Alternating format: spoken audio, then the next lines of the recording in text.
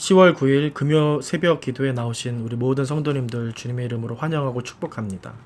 기도하고 말씀 함께 나누겠습니다. 사랑의 하나님, 이 새벽에 불러주시고 깨워주시니 감사드립니다. 오늘도 주님 바라보는 하루가 되게 하옵소서. 우리를 불쌍히 여기사 말씀으로 은혜 주시고 기도할 때 크게 응답해 주옵소서. 더욱이 성령 충만케 하사 예수님의 마음을 부어주시고 예수님처럼 믿음으로 능력으로서 오늘을 힘있게 살게 하옵소서.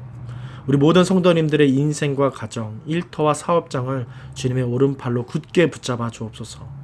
코로나로 어려운 때이지만 강력한 주님의 도우심으로 힘차게 살게 하옵소서. 주변 사람들에게 선한 영향을 주며 은혜와 덕을 끼치는 복된 믿음의 인생들이 될 수 있도록 우리 모든 성도님들 주장하여 주옵소서. 그래서 세상을 비추고 하나님을 기쁘시게 하는 삶이 되게 하옵소서. 우리를 사랑하셔서 언제나 함께 하시는 예수 그리스도의 이름으로 기도드립니다. 아멘. 오늘 하나님 주시는 말씀은 신명기 19장 1절에서 14절 말씀입니다. 신명기 19장 1절에서 14절까지 말씀 제가 봉독해 드리겠습니다. 내 하나님 여호와께서 이 여러 민족을 멸절하시고 내 하나님 여호와께서 그 땅을 내게 주심으로 네가 그것을 받고 그들의 성읍과 가옥에 거주할 때에 내 하나님 여호와께서 내게 기업으로 주신 땅 가운데에서 새 성읍을 너를 위하여 구별하고 내 하나님 여호와께서 내게 기업으로 주시는 땅 전체를 새 구역으로 나누어 길을 닦고 모든 살인자를 그 성읍으로 도피하게 하라. 살인자가 그리로 도망하여 살만한 경우는 이리하니 곧 누구든지 본래 원한이 없이 부지 중에 그의 이웃을 죽인 일, 가령 사람이 그 이웃과 함께 벌목하러 삼림에 들어가서 손에 도끼를 들고 벌목하려고 찍을 때에 도끼가 자루에서 빠져 그의 이웃을 맞춰 그를 죽게 함과 같은 것이라. 이런 사람은 그 성읍 중 하나로 도피하여 생명을 보존할 것이니라. 그 사람이 그에게 본래 원한이 없으니 죽이기에 합당하지 아니하나 두렵건대 그 피를 보복하는 자의 마음이 복수심에 불타서 살인자를 뒤쫓는데 그 가는 길이 멀면 그를 따라 잡아 죽일까 하노라. 그러므로 내가 네게 명령하기를 새 성읍을 너를 위하여 구별하라 하노라. 내 하나님 여호와께서 내 조상들에게 맹세하신 대로 내 지경을 넓혀 내 조상들에게 주리라고 말씀하신 땅을 다 내게 주실 때에 또 너희가 오늘 내가 너희에게 명하는 이 모든 명령을 지켜 행하여 내 하나님 여호와를 사랑하고 항상 그의 길로 행할 때에는 이 셋 외에 새 성읍을 더하여 내 하나님 여호와께서 내게 기업으로 주시는 땅에서 무죄한 피를 흘리지 말라. 이같이 하면 그의 피가 내게로 돌아가지 아니하리라. 만일 어떤 사람이 그의 이웃을 미워하여 엎드려 그를 기다리다가 일어나 상처를 입혀 죽게 하고 이 한 성읍으로 도피하면 그 본 성읍 장로들이 사람을 보내어 그를 거기서 잡아다가 보복자의 손에 넘겨 죽이게 할 것이라. 내 눈이 그를 긍휼히 여기지 말고 무죄한 피를 흘린 죄를 이스라엘에서 제하라. 그리하면 내게 복이 있으리라. 내 하나님 여호와께서 내게 주어 차지하게 하시는 땅 곧 내 소유가 된 기업의 땅에서 조상이 정한 내 이웃의 경계표를 옮기지 말지니라. 아멘. 함께 읽은 말씀으로 온전하신 하나님의 손길, 온전하신 하나님의 손길이라는 제목의 말씀 전하도록 하겠습니다. 원래 오늘 본문의 주제는 도피성입니다. 그런데 일전에 수요 저녁에 이 부분을 아주 자세히 제가 설명하고 설교한 적이 있고 도피성 자체가 많이 소개된 내용이기도 해서 오늘은 도피성 자체에 대한 내용보다는 도피성을 계획하신 하나님의 의도와 뜻에 대해서 좀 더 깊이 있게 비중을 두고 설교하려고 합니다. 잘 아시겠지만 신명기는 출애굽 1세대를 이끌었던 모세가 그 다음 자녀 세대들인 2세대들에게 광야에서 전하는 메시지가 됩니다. 그래서 오늘 1절에서 나오듯이 앞으로 이 세대들, 이 다음 세대들이 가나안 땅에 들어가게 되면은 거기서 만나게 될 일들, 그 일들에 대한 예고로서의 이야기가 많이 나오게 됩니다. 1절을 다시 한번 보시기 바랍니다. 내 하나님 여호와께서 이 여러 민족을 멸절하시고 내 하나님 여호와께서 그 땅을 내게 주심으로 내가 그것을 받고 그들의 성읍과 가옥에 거주할 때에 뭐라고 합니까? 하나님이 가나안 민족을 멸절하시고 그 땅을 너희들에게 주신다. 그래서 너희가 그곳 성과 집에서 살게 될 거다라고 말씀합니다. 지금 그렇게 된다는 게 아니라 앞으로 너희가 이 광야를 지나서 가나안 땅에 들어가게 되면 내가 그렇게 해줄 거다라고 말하는 것입니다. 이 일이 언제쯤 현실이 됩니까? 여호수아서 때 현실이 됩니다. 여기서 중요한 것은 이런 일들을 행하시는 하나님이 주체가 되신다. 이것을 우리가 놓치지 말아야 합니다. 1절에서는 다음 세대, 2세대들이 가나안 땅에서 겪게 될 일들, 만나게 될 일들, 현실이 될 미래의 일을 이야기하는데 그 일을 하나님께서 주체자가 되셔서 행해 주신다, 이루어 주실 것이다 라고 말씀하고 있다는 사실입니다. 이것을 기억해야 합니다. 그러니까 이스라엘 백성들이 2세대들이 이루고 해내는 것이 아니라 하나님이 주체자가 되셔서 그렇게 해내시고 이루어 주신다. 이것을 먼저 강조하고 계신 것입니다. 하나님이 주체자가 되신다. 그래서 성경에서는 그토록 그 주체자인 하나님을 바라보라고 말하면서 두려워하지 말아라. 너희는 염려하지 말아라. 너희 손에 연약함을 두고 근심하고 걱정하고 불안해하지 말아라. 그렇게 계속해서 너무나 자주 반복적으로 말씀했던 것입니다. 우리 하나님이 주체자가 되시고 열어주시는 분이 되시고 시작해 주시는 분이 되신다는 이 사실, 오늘을 살아가는 우리 대전중앙교회 모든 성도님들도 잊지 마시고 마음으로 깊이 새겨 기억하시길 바랍니다. 그렇다면 백성들이 할 일은 무엇일까? 2절에서 그 부분을 이야기하고 있습니다. 2절을 보시면 내 하나님 여호와께서 내게 기업으로 주신 땅 가운데에서 새 성읍을 너를 위하여 구별하고, 무엇이라고 말합니까? 쉽게 말하면 너희들이 할 일은 성읍을 구별하는 일이다. 성읍을 구별해라 말씀하시는 것입니다. 여러분, 구별이라고 하면 무엇이 떠오릅니까? 거룩이 떠오를 것입니다. 거룩. 그래서 너희가 거룩해라, 구별해라 말하는 것입니다. 그렇다면 이 거룩이 무엇인가? 여러분 잘 아실 텐데 제가 좀 정리해서 다시 한번 말씀을 드리면, 거룩은 이런 것입니다. 세상에 살지만, 성도가 세상에 살지만 세상의 원리가 아니라, 세상의 가치, 이런 것들이 아니라 세상과는 다른 하나님의 원리, 하나님 나라의 방식, 하나님의 성품, 그분의 가치, 이런 것들로서 세상에서 사는 것입니다. 그러니까 구별이 되겠죠. 세상 사람들과 세상의 가치 있지만, 그렇게 있는 것처럼 보이지만 사실은 전혀 다른 원리와 다른 성품과 방식으로, 가치로서 사는 것, 이것이 거룩입니다. 이것을 하라고 백성들에게 하나님 말씀하시는 것입니다. 가나안이라는 우상 숭배와 세속 원리가 압도적이고 지배적인 그 땅에 들어가서 그것을 거룩한 세상으로 만들어라 말씀하시는 것입니다. 그 땅과 생명들을 원래는 하나님이 창조하셨고, 그래서 하나님이 주인 되시고 주체자가 되시고, 그것은 하나님의 거룩함이 묻어나는 땅이 되는 그런 꿈과 비전을 하나님께서 출애굽 2세대들에게 모세를 통해 말씀하고 계신 것입니다. 쉽게 말하면 가나안을 하나님 것 되게 해라. 너희의 것이 아니라 하나님의 것, 하나님 나라가 되게 해라. 세상 것이 아니라, 세상 나라가 아니라 하나님 나라 되도록 그렇게 거룩해라. 거룩의 일을 해라 말하는 것입니다. 이 말씀은 그 오래전 2세대들에게만 해당되는 말씀이 아닌 줄로 믿습니다. 지금 우리에게도 여전히 유효합니다. 우리는 기독교인으로 살고 있지만 어떻습니까? 예수님 뜻대로가 아니라 내 욕심대로, 내 욕망대로, 내 기호와 내 성격대로 그렇게 세상 가치와 세상 원리에 함몰되어서 살아갈 때가 많이 있지 않습니까? 그래서 열심히 있는 우리의 교회 생활은 마치 종교 상품을 구매하는 소비자처럼 나타날 때가 적지 않습니다. 오히려 더 상식이 없고 인격이 소멸된 종교인으로 살 때가 많이 있다라는 생각이 한국교회를 보면서 들게 됩니다.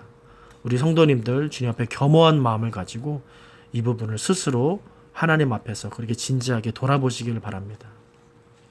주체자가 하나님이 아닌 나로 바뀌게 되면 그리스도와 가장 거리가 먼 종교인이 되는 것입니다. 종교인은 어떻습니까? 내가 주체가 되는 동시에 보여지는 형식과 장소가 중요합니다.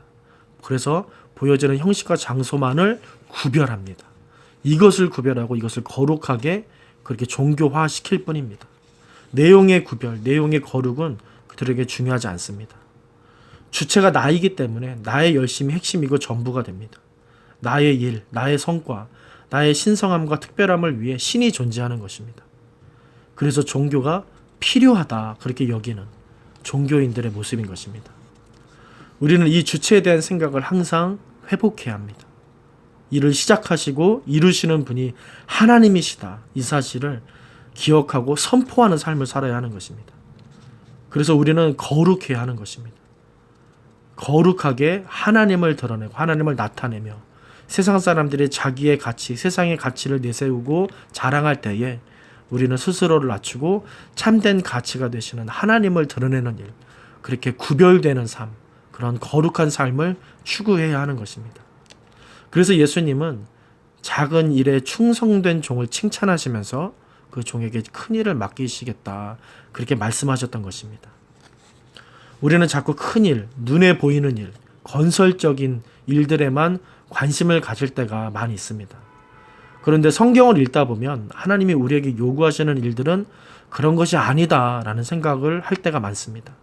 작은 일, 눈에 보이지 않는 일, 오랜 시간 걸려 아래로 뿌리 내리는 일을 원하시는 하나님의 마음이 많이 느껴집니다. 오늘 출애굽 2세대들에게도 하나님은 주체성을 당신에게 두시고 자신에게 두시고 너희는 거룩한 자가 되고 거룩한 일에 집중해야 된다. 세상에 있지만 세상 따라가지 말고 주체자인 나를 따라서 그렇게 구별된 삶을 살아야 된다 말씀하시는 것입니다. 우리 대전중앙교회 성도님들, 세상 가치와 내 욕심을 만족시키는 일보다 먼저 거룩한 삶, 하나님이 주체자가 되시는 그 삶을 추구하는 인생 되시기를 바랍니다. 그리고 아까 2절을 말씀드릴 때 한 가지 제가 빼놓았던 내용이 있었습니다. 2절 끝부분을 다시 보시기 바랍니다. 뭐라고 합니까? 너를 위하여 구별하고 라고 말합니다. 제가 여기서 구별하고 라는 말만 아까 나누었었는데 너를 위하여 라는 말이 붙어 있습니다. 거룩하라고 하시는데 하나님이 아니라 누구를 위하라고 합니까? 너를 위해서 하라 라고 말씀하시는 것입니다. 거룩이 하나님께 영광을 드리고 하나님을 기쁘시게 하는 일인데 그뿐 아니라 사실은 우리에게도 유익이 된다 말씀하시는 것입니다. 가만히 생각해 보시기 바랍니다. 성경에서 하나님이 우리에게 요구하시고 명령하시는 대부분은 사실 이처럼 우리의 유익과 무관하지가 않습니다. 안식일을 명령하시는 하나님을 생각하시기 바랍니다. 가만히 생각하면 누구를 위한 것입니까? 하나님을 위한 것 같지만 우리에게 쉼과 안식을 주시는 그런 우리에게 유익이 있는 것입니다. 순종을 명령하시는 순종해라, 청종해라 라고 말씀하시는 하나님을 생각하시기 바랍니다. 하나님을 위한 것 같지만 어떻습니까? 우리를 지켜주시고 땅과 기업을 주시기 위해서 그렇게 순종의 명령을 하셨던 것입니다. 순종하는 사람들은 항상 하나님께 엄청난 복을 받았음을 기억하시기 바랍니다. 또 사랑의 명령은 어떻습니까? 하나님의 뜻을 이루는 최고의 계명이지만 사실은 사랑하게 되면 우리가 행복해지는 것입니다. 행복한 인생이 가장 가치 있는 일일 것입니다. 사랑의 명령의 결실은 그렇게 이처럼 우리에게 유익이 있는 것입니다. 오늘 구별하라 라는 이 거룩의 명령도 사실은 우리를 위한 것이 됩니다. 하나님이 주체자가 되셔서 우리를 위하고 계신 것입니다. 이처럼 그분을 주인으로 섬기면서 살면은 존중과 유익을 얻게 되는 것입니다. 그렇다면 하나님이 말씀하시는 너를 위하여 구별하라 라고 하시는 이 일이 무슨 뜻일까? 이 일이 과연 무엇일까? 이 부분을 살펴보도록 하겠습니다. 3절 이하에 보시면은 너를 위하여 구별하라 라는 구체적인 내용을 하나님께서 소개하고 계십니다. 무엇입니까? 우리가 잘 아는 도피성입니다. 도피성. 이제 도피성에 대한 이야기를 말씀드리고 말씀 정리하겠습니다. 도피성에 대해서 간략하게 제가 좀 더 설명을 드리면 5가지로 좀 말씀을 드리겠습니다. 도피성이 무엇이냐면 고의가 아니라 부지 중에 살인한 자를 구제해주는 제도가 됩니다. 두 번째는 이스라엘 가나안 땅 어느 지파에 있든지 간에 어느 지역에 있든지 간에 하룻길에 갈 수 있도록 그렇게 높은 곳에 설치해 놓고 이렇게 간격을 두고 고르게 이렇게 배치를 해놨습니다. 그리고 세 번째는 도피성에 들어가게 되면 정당하게 재판받을 수 있는 권리가 보장되는 것입니다. 그리고 네 번째는 도피성에 피해 있는 동안 그 어떤 보복자로부터 이 부지 중의 살인자가 보호받게 되는 것입니다. 마지막 5번째는 그 안에 있는 제사장이 있는데 이 제사장이 죽게 되면 대신 속죄가 되었다고 해서 이 부지 중 살인자가 자유롭게 풀려나서 고향으로 돌아갈 수 있게 되는 것입니다. 여러분들 도피성에 대해서 듣노라면 무엇이 생각이 나십니까? 생각나시는 분이 계실 것입니다. 바로 예수님입니다. 우리의 연약함을 아시고 이해하시면서 대신 책임져 주시고 사랑으로 보호하시면서 구원하시는 하나님의 섬세하시며 희생적인 그 사랑, 그 예수님의 사랑, 십자가 사랑이 느껴집니다. 이 미쁘신 하나님은 어제나 오늘이나 변함이 없으시고 영원하신 분이 되십니다. 그래서 세상에 눈에 보이는 그 어떤 것보다 우리를 위하시는 이 하나님을 우리 성도님들 다시 한번 오늘 말씀을 붙잡고 의지하며 바라보는 그런 신앙 되시기를 바랍니다. 그런데 오늘 본문에서는 도피성을 말하는 다른 성경들과는 다르게 이런 도피성에 들어갈 수 있는 부지중 살인자에 대한 얘기만큼이나 고의로 살인하여서 도피성에 들어갈 수 없게 되는 자에 대해서도 제법 큰 비중을 두고 말씀하고 있습니다. 도피성에 대한 반대적인 내용도 큰 비중으로서 말하고 있다는 것입니다. 여기에 대한 메시지가 있습니다. 11절부터 보시면 고의로 미워함으로 사람을 죽인 사람에 대해서는 보복자의 손에 넘겨줘라. 그렇게 명령을 했습니다. 넘겨주면 어떻게 됩니까? 죽이게 될 것입니다. 이 보복자들이. 그래서 그들을 죽임당하게 해라. 고의로 미워함으로 사람을 죽인 자에 대해서는 그렇게 엄격하게 단호하게 잔인하게 그렇게 죽이게 놔두라고 넘겨주라고 명령하시는 것입니다. 또 13절에서는 뭐라고 합니까? 하나님답지 않은 모습이 보이는데 긍휼히 여기지 말라고까지 하십니다. 긍휼히 여기지 않고 이스라엘에서 이들을 제하면 너희가 복받을 거다라고까지 말씀하십니다. 그러니까 부지중 살인자는 누구든지 쉽게 도피성의 혜택을 누릴 수 있는데 뭐 가난하든 지위가 높든 낮든 부유하든 상관없이 도피성의 혜택을 부지중 살인자는 누릴 수 있게 되는데 반대로 악의와 미움을 갖고 살인한 자는 그 어떤 누구라도 예외 없이 아주 무섭고 엄격하게 보복과 저주를 받게 된다라는 것입니다. 이것이 무엇입니까? 하나님의 공의입니다. 공의. 시편을 보면 시편 기자들 중에서 많은 경우 자신의 삶이 자신의 심정이 너무 억울하다 이렇게 하나님께 토로하는 그런 고백들을 많이 보게 됩니다. 그러면서 원수들을 보복해달라고 간구하는 모습도 자주 보입니다. 자신의 힘겨운 마음, 시달린 마음, 억울한 마음을 회복시켜달라고 간구하는 모습들이 많이 나옵니다.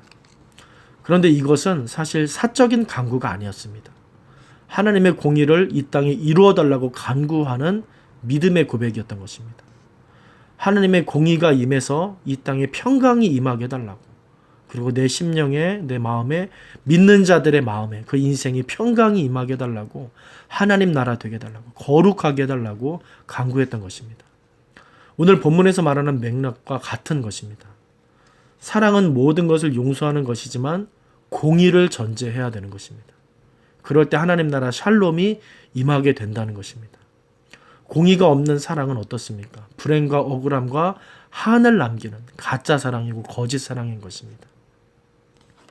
그래서 우리는 오늘 신명기 도피성 본문을 통해서 결론적으로 무엇을 얻을 수 있냐면 예수님의 십자가의 원리, 예수님의 십자가, 이것을 보게 되는 것입니다. 사랑의 완성과 온전한 진리를 마주할 수 있게 되는 것입니다. 이것이 하나님 나라의 원리이고 우리를 복되게 하는 거룩의 원리인 것입니다. 우리 대전중앙교회 모든 성도님들, 하나님의 이 온전하심, 온전한 다스림과 원리를 다시 한번 마음에 새기시기를 바랍니다. 온전하신 그분의 손길을 인생 속에서 누리게 되시기를 바랍니다. 이 말씀 붙잡고 하나님의 그 온전하신 사랑과 공의에 기대어서 의지하여서 주께 더 가까이 나아가고 세상 가운데 승리하는 인생, 그렇게 사시기를 바랍니다. 그분이 거룩으로 평강으로 복된 인생으로 바꾸어 내실 것이다. 그분이 주체자가 돼서 이루어 내실 것이다. 그렇게 주님 바라보고 의지하시면서 불안하고 어려운 때에 걱정하기보다, 근심하기보다 하나님께 더욱 거룩을 두고 간구하심으로써 그렇게 승리의 삶, 믿음의 삶 살게 되시기를 주님의 이름으로 간절히 축원드립니다. 함께 기도하시겠습니다. 이 시간 기도할 때 코로나로 어려운 때에 우리 교회와 성도들을 지켜주시고 우리 가정을 붙잡아 주시며 더욱이 나라와 민족, 세계 열방을 불쌍히 여겨 주옵소서. 우리 그렇게 하나님의 마음을 안고 기도하셨으면 좋겠습니다. 또 교회에서 양육훈련, 교사대학 계속해서 진행되고 신청자를 모집하고 있습니다. 하나님께서 은혜 주셔서 지혜롭게 정말 순조롭게 잘 진행되고 그리스도를 아는 그 분량이 점점 더 자라나는 우리 대전중앙교회 되게 달라고 그렇게 우리 함께 기도하셨으면 좋겠습니다. 또 오늘은 금요일입니다. 매주 금요일 특별히 가정과 목장 사역을 위해서 기도하는 날입니다. 기도하실 때 우리 교회의 모든 가정마다 사랑 충만하게 하시고 말씀 충만하게 하시고 성령 충만하게 하옵소서. 모든 부모마다 축복의 언어를 주사 서로 격려하며 축복하는 가정 되게 하옵소서. 우리 교회 목장에 속한 모든 가정들마다 기쁨과 감사가 넘치게 하시고 계속해서 담임 목사님 하나님 능력으로 붙잡아 주옵소서. 담임 목사님 위해 기도해 주시고 함께 동역하시는 장로님들, 교역자들 사랑으로 하나 되어서 온 교회가 성령으로 충만한 가운데 부흥의 역사를 이루게 해달라고 기도해 주시기 바랍니다. 그렇게 가정과 목장을 위해 교회를 위해 합심해서 기도하신 후에 자유롭게 기도하도록 하겠습니다. 기도하실 때 저를 따라해 주시기 바랍니다. 주여 축복의 언어를 주옵소서. 다시 한번 선포합니다. 주여 축복의 언어를 주옵소서. 합심해서 이 시간 기도하며 나아가시겠습니다.